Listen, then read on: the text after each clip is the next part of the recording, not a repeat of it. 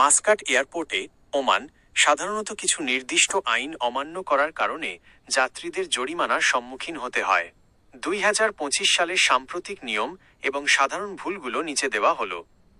ভিসার মেয়াদ শেষ হওয়া, ভিসা ওভারস্টে। এটি জরিমানার সবচেয়ে বড় কারণ।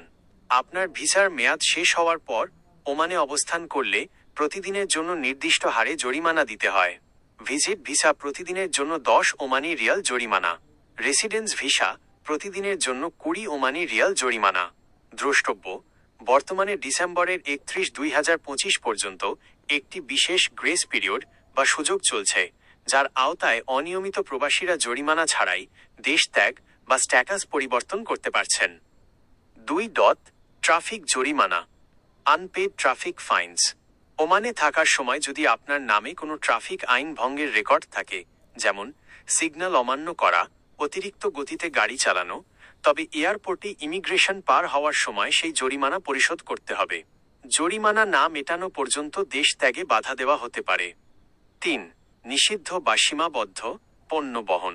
ব্যাগ চেক করার সময় কিছু পণ্য পাওয়া গেলে বড় অঙ্কের জরিমানা বা আইনি ব্যবস্থা নেওয়া হয়।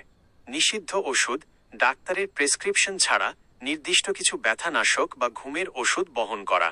বেশি পরিমাণ সিগারেট বা তামাক, 400টির বেশি সিগারেট বা নির্দিষ্ট সীমার বেশি তামাকজাত পণ্য আনা।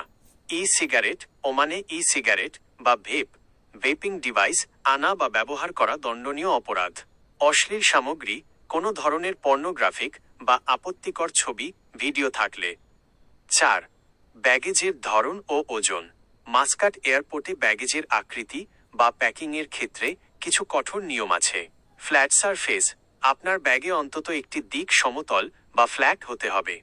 গোল বা অনিয়মিত আকৃতির ব্যাগ, যেমন গাট্টি বা বস্তা টাইপ হলে তা রিপ্যাক করার জন্য আলাদা ফি বা জরিমানা গুনতে হতে পারে।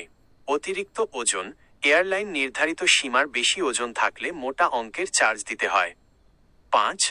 অশালীন আচরণ বা আচরণ বিধি।